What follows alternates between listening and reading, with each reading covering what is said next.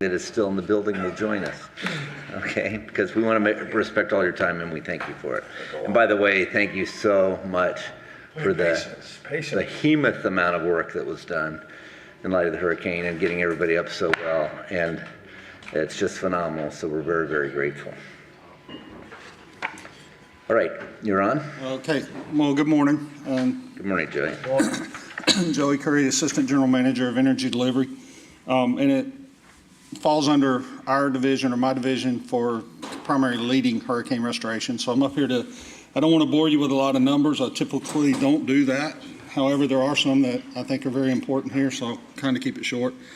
So y'all have the PowerPoint in front of you. Basically, we declared a storm emergency at 0600 hours on the morning of 9/28, which was Thursday morning.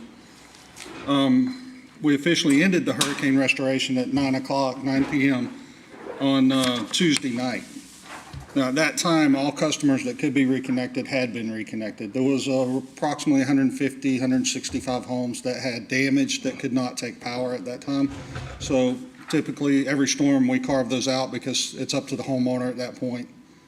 So we have to cut off the restoration period. Are those primarily masts? I'm sorry, I couldn't hear you. Are those primarily masts that broke off? Yes, sir. It was trees will fall on the overhead service cable and break their weatherhead mast or things of that nature. So it was a 6-day restoration event for a hurricane that I kind of compare. For those of y'all that were around in 2004, we went through 3, but Charlie was the one that came up pretty much the same path as this one, or very close to it, and wasn't quite as intense as Ian, but Ian wasn't quite as bad as Irma as far as intensity and damage. So this was kind of in between those two to give you some perspective.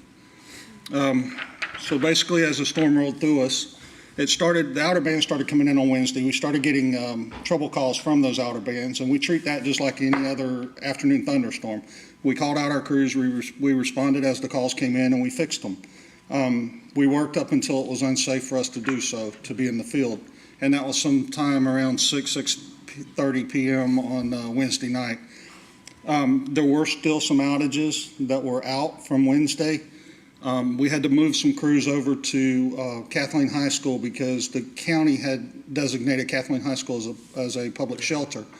I think there was 340, 360 folks in that shelter at the time, and they had went without power. The circuit, the wires were actually blowing together because of the intensity of the wind. So we moved some crews off of doing individual restorations that they were working on and put them out there because that shelter did not have backup generation. So my guys were up there working up until it was pretty much unsafe for them to be, but they actually got that spacers installed in that circuit and got it able to be re-energized, and it stayed in for the shelter the rest of the evening.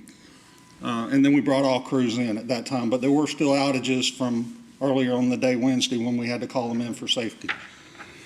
So when we started again Thursday morning, by just before 6 a.m. we had 63,523 of our customers out, or roughly 47-48% of our customer base was in the dark.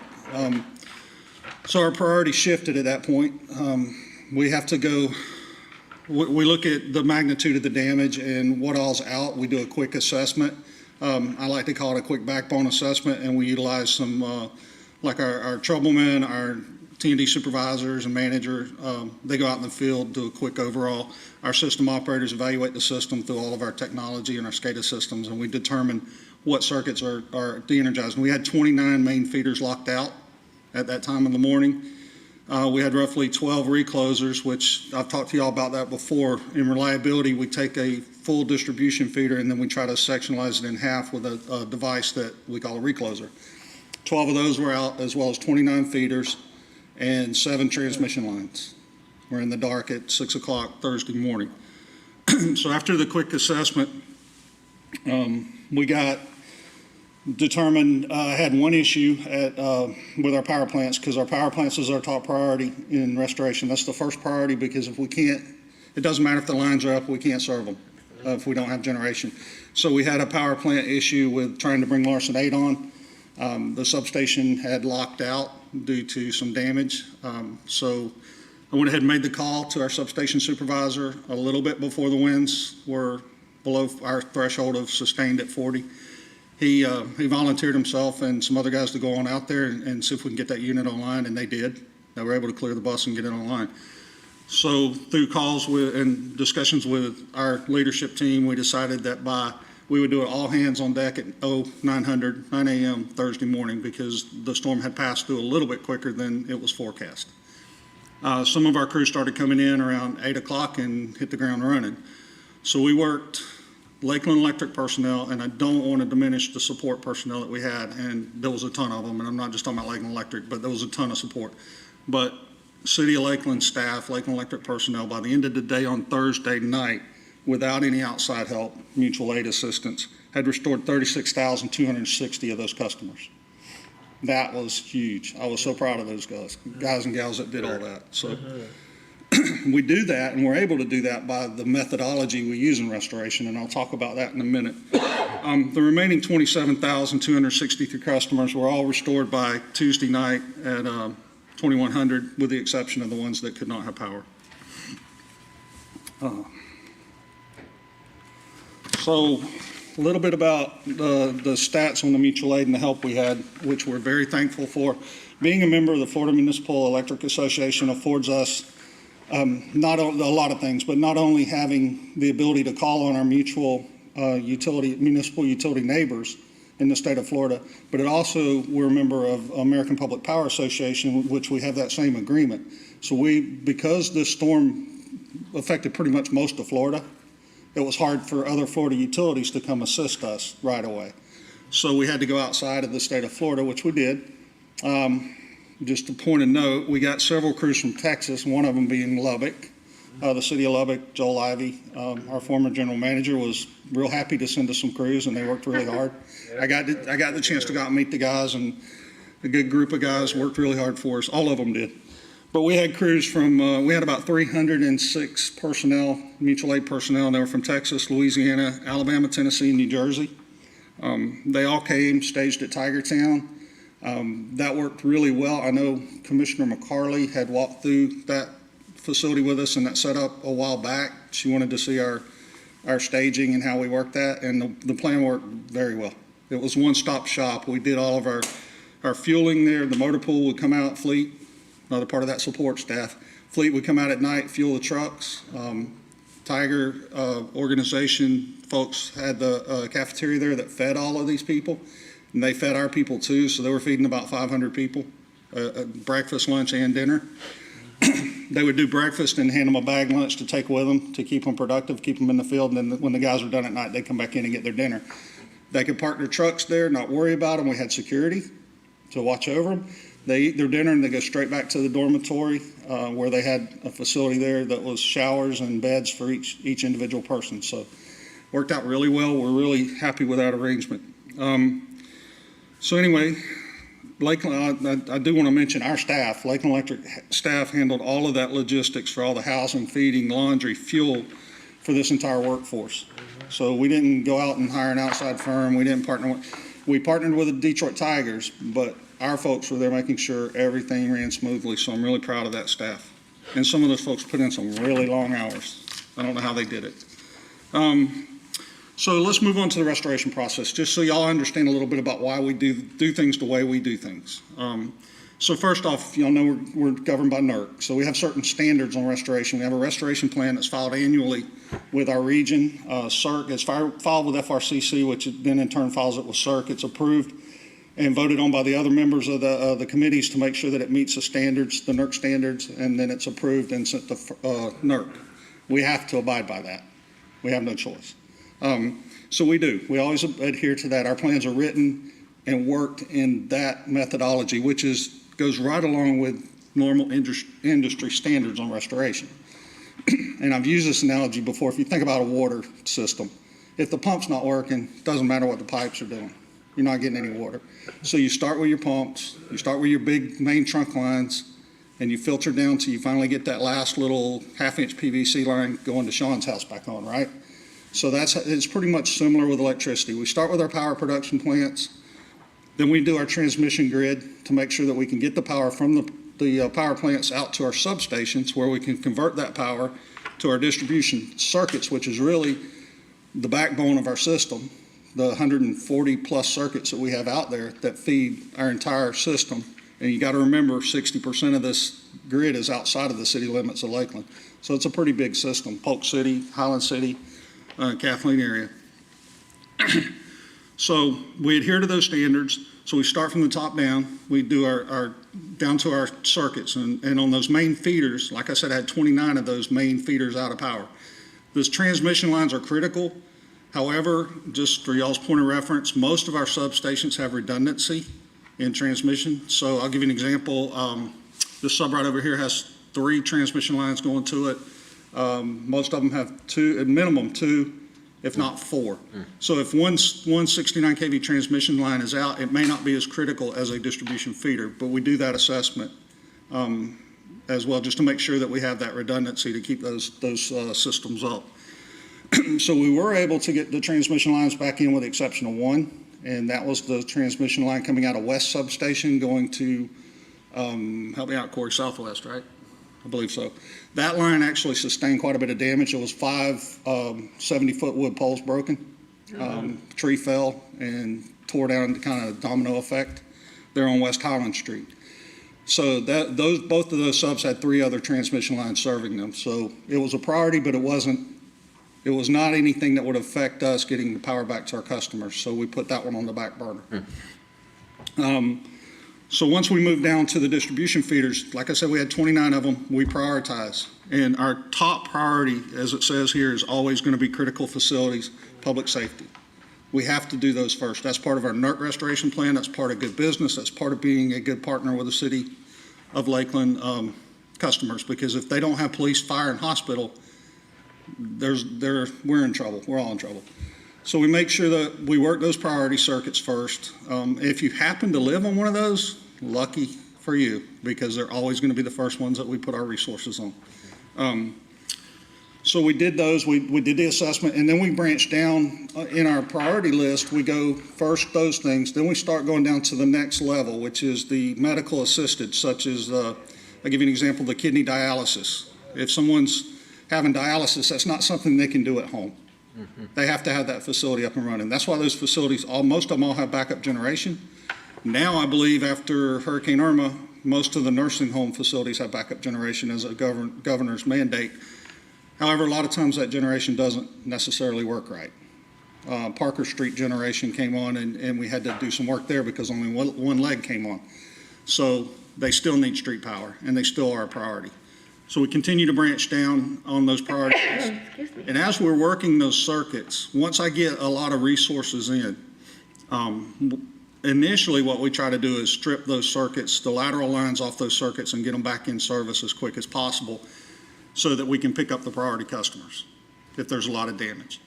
But if once I get all the resources in and we start on a circuit, we will do a sweep of all the lateral lines on that circuit while we're in the area, instead of moving our resources back and forth all over the system. So they may pick up, 1 or 2 streets that normally would have been not as high a priority just because they're working in that area, and it makes sense.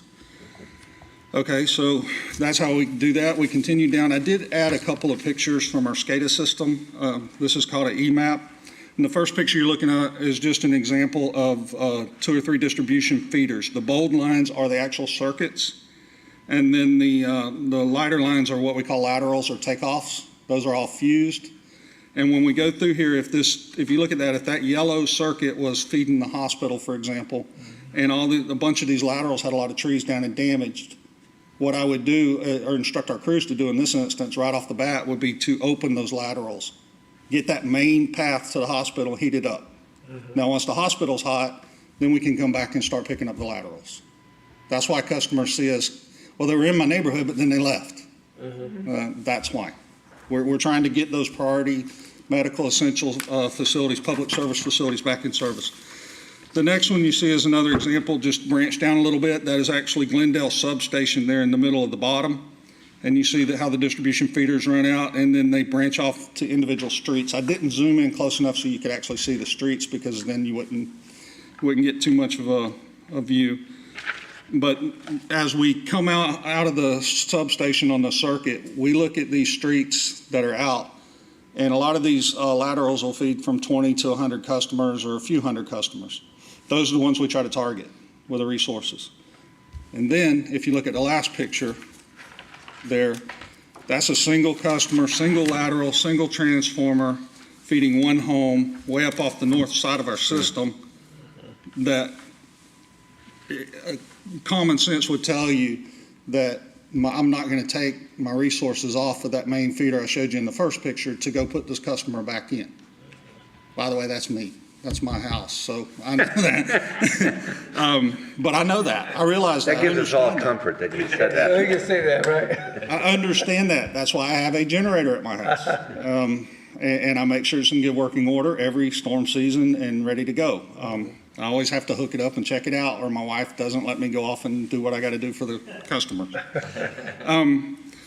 But I stress that for the simple fact that I wish more of our customers understood the way we have to restore. It's not geographic. It's not dynamic to any particular area. It doesn't matter what your income is. It doesn't matter. None of that matters. When you look at that map and our operators are seeing that map, they're not looking at who lives in those homes. They're not looking at how much money they have. They're looking at where can I get the biggest bang for my buck with my workforce? Where can I send these 20 linemen that's going to put the most people on the quickest? And that's how they assess the system. Now, that last job I showed you, those usually are the ones that our customers are day 5, day 6, are really getting frustrated. They're calling y'all. They're like, this is ridiculous. All my neighbors have power. How come I don't? You know, my neighbors all would have power because that circuit got put back in the, early on days, but my little lateral's still out because I had a tree down. And I'm the only person off of it, but my next door neighbor may have power. But they don't understand that, and we understand that. We understand their frustration. Corey's team does a fantastic job talking to these folks because they get a lot of phone calls from them. But those are usually the ones, and we have an example here of a backyard easement climber with a lineman up the pole that was taken during the storm. We can't get trucks to them. The guys, and I'm picking on Lubbock a little bit, but the guys from Lubbock, Texas, when I talked to them, they were just in awe of the oak trees that we have in our system. That whole crew of men, I think it was 14 or 15 men, only one of them had a tree in their yard. And he said it was about as big around as a 4x4 post. None of the rest of them have trees. They're West Texas. Okay? So they can't believe that we put stuff in the backyards with all these trees. And I said, well, we're trying to slowly migrate to front yard underground, pad mount, stuff like that.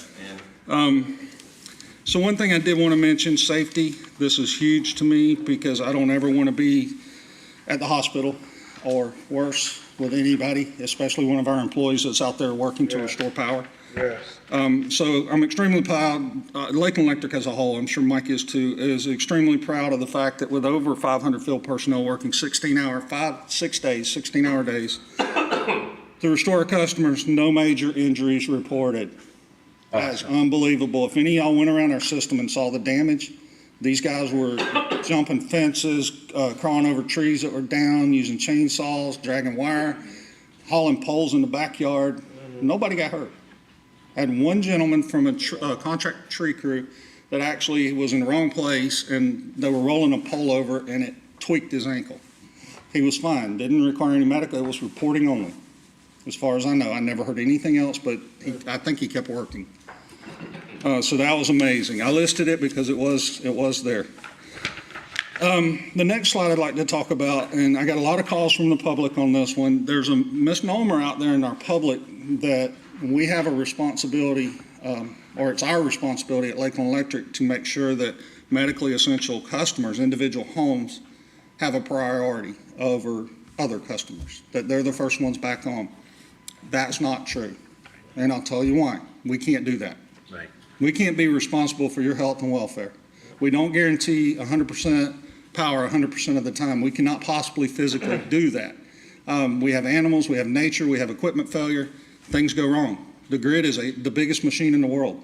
It truly is the biggest machine in the world. It's going to break. So if you have medical needs that you must have power, you need to have an alternative plan. And that's what we stress to our customers every time they come in and they ask for this, and they do. They ask for that to be put on the list. We do have a list in customer service, and this is what this page is, so that's why I put it in there for y'all. The program simply says that if I'm going to do scheduled work next week, you're on a priority list, I'm gonna notify you ahead of time that I'm gonna come in and turn your power off so that you can make arrangements. But it does not cover emergencies. I can't notify you when a hurricane knocks a tree down in your backyard and your power goes off. And people, our customers really have to understand that. We can't, there's no way we could guarantee, I wish we could, but they need to have a backup plan. They need to either have a generator or sign up for a shelter and with the Polk County Emergency Management, and they'll make sure they're some of the first ones taken care of. Yes. So if y'all have anybody asking y'all those questions, I really want to stress that because I got a ton of calls from our customers on this. The only thing else I really had in here was just, y'all saw the path of the storm. They are still digging out in Fort Myers in Lee County area. There are still customers out of power. It's a very, very bad situation down there. We were extremely fortunate and blessed that we dealt with this in 6 days and our customers are back to normal. Yes. These people's lives have been affected forever. Yes. Completely changed. So I feel very thankful that we were spared, but in the same token, I do feel for these folks. And we've tried to help in any way we can now that we're restored, but they seem to have all the resources they need. We try to even donate ice, and they're good there. So we just hope they can rebuild that. I know probably some of y'all have vacationed down there. I know I have, and I love that area, so I hope they can rebuild soon. And with that, I will defer to any questions or city manager. Any questions, comments from the commission? How much did the hardening that we have been doing help us in this, in terms of people that didn't go out, in your estimate? I believe it helped us tremendously. It's hard to know yet. We're still compiling statistics as far as how many poles are broken, things of that nature. Irma was 92,000, almost 93,000 customers out of power. This was 63,000. I'm not going to say it was equivalent to Irma as far as intensity and time spent in our system, but it was close when the winds. Does it help us see some new areas where we need to continue to do that? Well, we know those areas. We do osmosis pole inspections, so we have that list of poles, and that's what we've continually been working on. And y'all thankfully let me bring in some help with Pike a few years back, and they have been working every week since we approved that contract, along with my crews replacing those poles. And we have whittled that list down now to where we're finally caught up, and we're doing osmosis pole inspections currently. So we're getting a new list of areas. So yes, sir, we did. Hey, Commissioner Walker. I think Commissioner Matt was first. Commissioner Madden. Well, thank It's you. your birthday, you choose. Right. Thank you, Joey. That was great to hear, and just amazing job to the whole team. I know it's so stressful, and everyone works so hard. And I just had two questions. Just kind of like when you're doing your assessment, post-storm assessment. One is on, I've had neighbors say, where are we on our list of burying the wires? I heard that there's a list, and who's the keeper of the list? Could we prioritize our neighborhood because we have so many trees, or does one go higher on the priority because you've seen what happened during a particular storm and you're like, that neighborhood needs to have their wires buried? So number one is how do neighborhoods get their wires buried?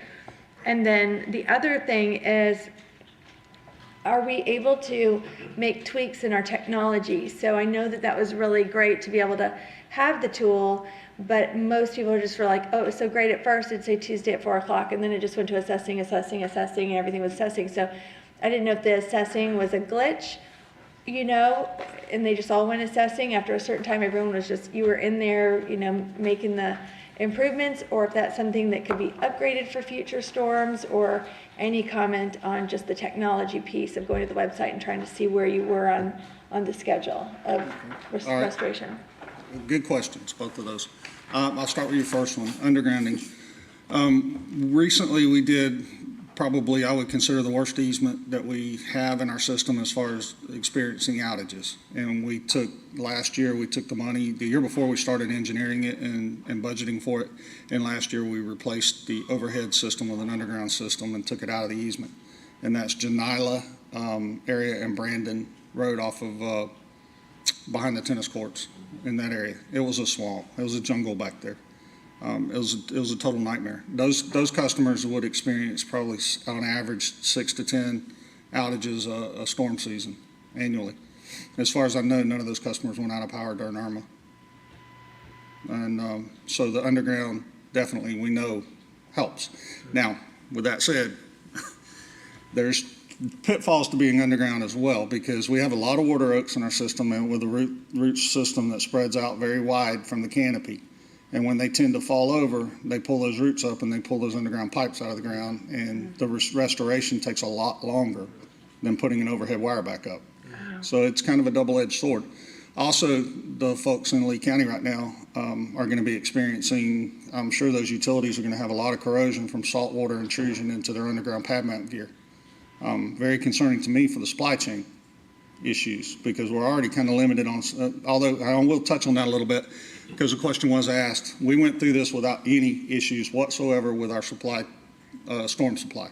I had no one tell me we were short on anything.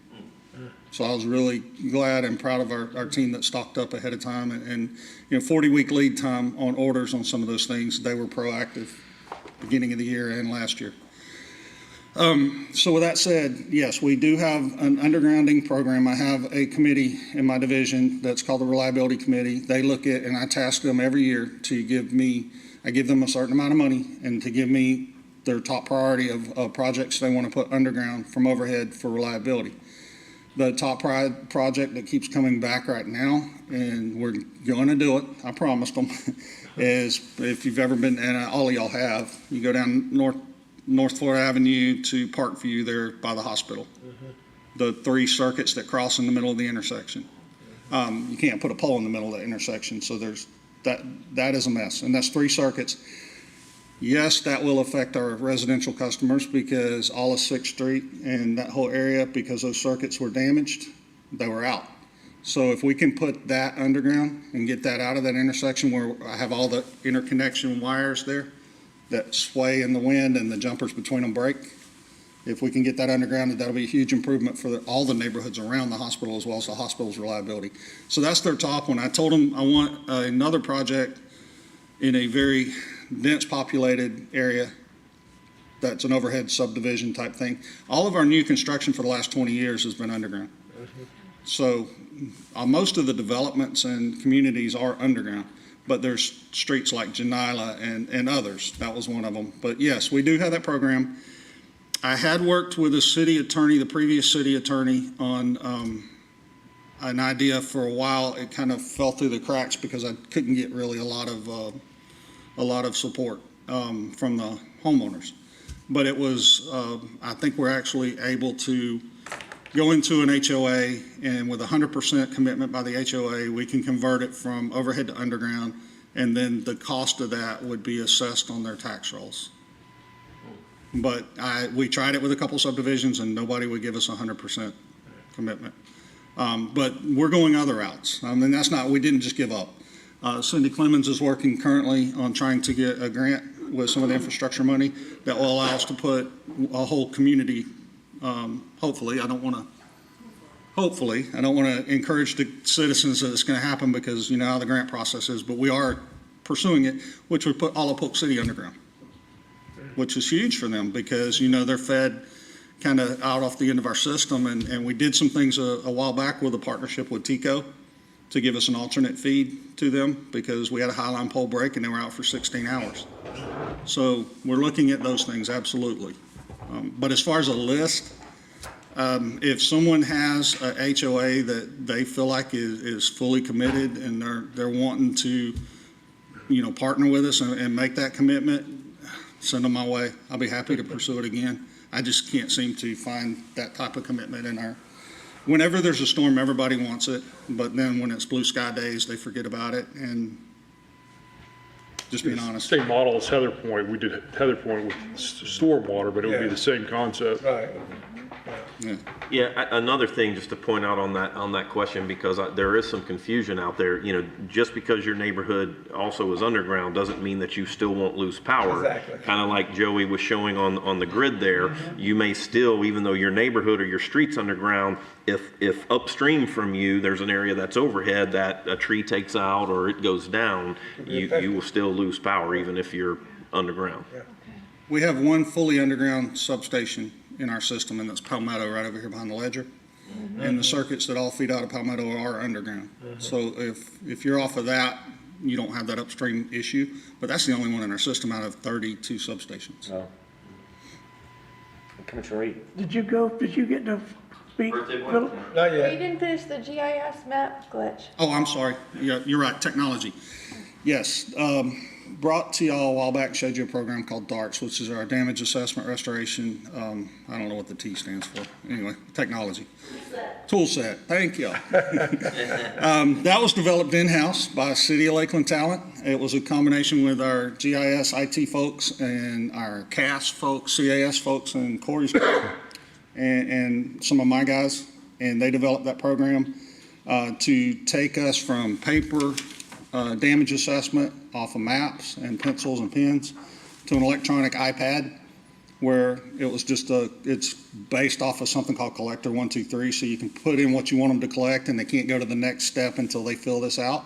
So our assessors had an iPad in their hand, they're checking off the boxes, they get done checking, they take a picture, it all automatically uploads to the database back where these folks can see it and then get it to our dispatchers so that it can be worked. The issues we have, that worked great for the field. Our smart grid system, 100% improvement from last time. It worked fantastic. We could tell if our customers were in or out of power. And then our outage management system, which the system operators work off of and our customer service reps work off of. Those three systems all worked great, but they don't talk to each other. So our next step in talking with Scott Bishop is to work on that integration, and Corey. We're going to work on those integration pieces. So we came a long way from Irma with technology. We know we got some more to go, and we're going to be working towards that.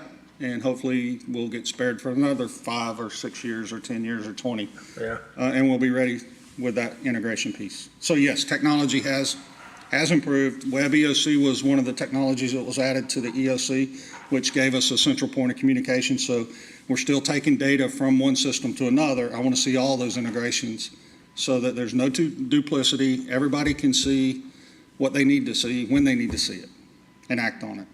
So, and like in the storm, so what you're saying is even if they could upload that something was fixed, by the time then they put that on the other system, you were doing it so fast in so many different areas that it just couldn't keep up with that, and that's why we went to assessing instead of a time? Actually, if you don't mind, I'm going to ask Corey to come up because his group did that, so I don't want to misspeak on how they handled that data information. Good afternoon, Corey Bush, Assistant General Manager of Customer Service. So, lot of tools in our hands, and Joey talked a lot about Irma and how we've moved forward since then. So we had a lot more information during this event available and in the customer's hands than we did before. Blue sky information, information that goes out on those days is easily managed. So all the text messages you guys received, and we've heard that. Complemented through various sources. That's an easily managed during those times. The issue that we found with this event was there was so much coming in and going out that we got to a point of day 2 and day 3 with the ETRs and the pushing out and the updating of those ETRs. We saw the light on the horizon. Do we update those ETRs to kind of show to Tuesday, or do we kind of let those lay? And I made the decision. I said, we let them lay. They'll be back on. We didn't want to cause an uprising with somebody that saw their ETR go from Sunday at noon to maybe Monday at noon or Tuesday at noon. Great follow-up to that. I personally met with the vendor that controls all that. We've got a lot of capabilities that we're going to be able to manage. So we're ahead of that already. Last week, those talks took place with their development team and our training of our folks in-house. So the capabilities are there. The capabilities to push out mass text messages by zone, by street address are going to be there. The capability to update ETRs on that website, on the outage map that we direct everybody to are going to be there. It's interesting because the customer had that tool, which you never had before, and to go to your address and fixate on that point it draws you to it. We had the message above that, hey, ETR is this, but everybody just went to their address, and I get it. They're looking at what their street is. So those were locked in as assessed or, with a specific ETR. So that was kind of a managing decision that was made. Do we disrupt it by updating it? It's not as easy as just going in there and typing, and then do we put out accurate information? So more information is good, definitely going to improve. So. Yeah, and I thought it was so cool. And it wasn't a negative. It's mainly people saying, I need to know if I'm going over to my parents' house to sleep Right. tonight, or I'm gonna go, if I'm gonna take my mom back to her Yes. house on her, machine. You know what I mean? They just were wanting to kind of, Yes. kind of like, is it gonna be in like 3 hours or 3 Right. days? And just to know so that they could make plans. But And- you don't want to, if it wasn't ready to count on, that, Well, it's total assessment yeah, is do better I- than trying to give them a false, like you said. Exactly, and that did happen in some cases. Those ETRs were lapsed, and I think with an event this massive, it's really just something we've got to learn to manage, and we will. Those sporadic outages through the days, you get those text messages, and it's back on by the time. If you've gone out to eat, it's back on by the time you get home. Those are easy. This is presented a new challenge. That's what we're learning, but. It definitely definitely going to improve. I think the overall scheme of things, like you mentioned, it was a very small in the grand scale, kind of an inconvenience to have all that information in just that one little hiccup. But we don't want to see it as a failure, just as an opportunity. So. But one yes. thing though, real quick, if we put an ETR for your house on Wednesday of the storm, because I had planned on getting you, I had crews out there, and that ETR is, you're going to be back on by 6 p.m. tonight, and that's how you make your plans. Well, I don't need to get a hotel. I don't need to do this. And then the incident came up with Kathleen High School, and I have to pull those resources. And then the storm kicks our butt overnight, for lack of a better term. It may be Tuesday before you're back on. And when I told you were going to be on Wednesday the week prior, you're going to be a pretty upset customer. So our priorities do shift. ETR is a very tricky thing. We used what Gulf Power did during Hurricane Michael. Assessing. Assessing tells you that I know you're out and we're looking at it. That's all it tells you. Because honestly, when you get hit with a hurricane of this magnitude, until we get down to the last few days, I can't really give you a solid ETR. I can give you a guess and say, should have crews there tomorrow, but something else could happen overnight that I got to move those crews somewhere else. So we're working through that. To Corey's point, there is he has met with the vendor and some ideas are being kicked around, so we'll definitely improve. But I still don't want to give people false information. I'd rather be vague than false. And those dots, by the way, do not correspond with your direct house. We do that intentionally because blue sky days, if I tell the crooks in Lakeland that there's a neighborhood out of power, and they know exactly which house is out of power, that's not something we want to get involved in. But they're close. Good. Commissioner Walker. Thank you, Mr. Curry, and thank you to staff and all. And I've shared it, I think, on several occasions how much we appreciate, what you've done and how you make sure to maintain and get us back as quick as we are being restored. But I know many of our citizens love our canopy. They love the trees and stuff that we have, and my former commission, we had my former commission before this commission we had a commissioner who really just, talked about the canopy all the time and how much more canopy can we get. But I know so with hearing about how the trees and things that could affect our situation as such, yes, we need to have some canopy. I don't disagree with that. But even with what you're doing with your tree trimming and tree clearing and limbs and all that kind of stuff, do you see that being a very good help to support situations such as this?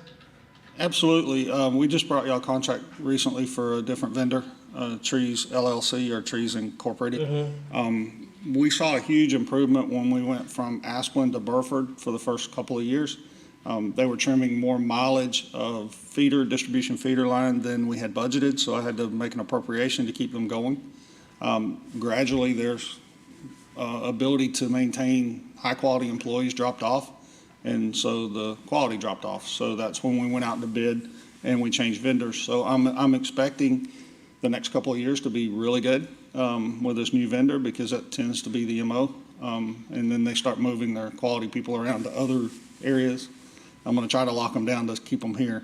But yeah, we have to trim so many miles of overhead distribution line per year or per quarter we do. And it makes a huge improvement. However, and we also have a program where if you have a tree, in the vicinity of our power lines, we'll remove that tree for you and plant another one that is not going to be intrusive to your power lines.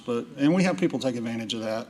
Okay. But with the larger water oaks, they can be 40, 50 feet from our power lines out of the easement and still blow over and affect them. I would encourage all our homeowners that can to have those trees lightened up, cleared out, let the wind blow through them instead of just letting them grow wild. So it does help. Thank you. And then Commissioner Reed. Thank you. There again, I want to compliment you. There again, the website I thought was interesting after someone showed it to me, and then people called me, want to know when their power's going to be. I told them when to go to the site, and they could look up and give them a general idea of when this particular area they were in may come on. It wasn't quite exactly right, but it was a better perspective than not knowing anything at all, because I guess your lines were inundated with phone calls, to say the least. On another little matter, there you talked about Parkview and stuff at the TPO meeting yesterday. DOT is getting ready to do a major road project between Parkview and Granada. You might coordinate with them to do something, because I think they're going to do some line or some street work, and they're going to foul up our city. They're going to put a median right down the middle again, so it's going to make it hard to get from Watson Clinic and stuff. I think Granada's the other way, though, isn't it? Granada's north towards that Tiger Town. Yeah, no, where I'm talking about is Parkview and 98, that intersection. Okay, no, this is Parkview at the hospital. So, okay. The other I'm staying corrected, I'm sorry. Yeah, they do it, that's Lakeland Hills. Yeah, okay, well, anyway, forget that. But we do, listen, we're on those planning meetings. My staff, anytime we can take advantage of anything, we just worked with the county on a very successful project of 4-laning West Pipkin Road. And we moved our transmission underbuilt distribution lines to new poles and all of that. And 80% of that was recoverable by us owning the easement. So we got to harden that entire transmission line circuit to steel poles, all brand new equipment, and 80% of it was paid back by the county. So we absolutely are on those type of endeavors whenever they're doing something. Good, and of course, again, I tried to explain your scenario to my neighbors, and the last house I lived on, there were 2 of us on that line, so we were way down the line when it came time to getting our power back on. We moved a couple houses up, and like I said, we're down to 14. I should have moved 6 houses up. My sister-in-law never lost power. It can be a new feature on the listing. I know which way to go. If I'm gonna move again, I gotta go a little further north on the You same. can do like I did and cut down all the trees in your yard, so whatever helps.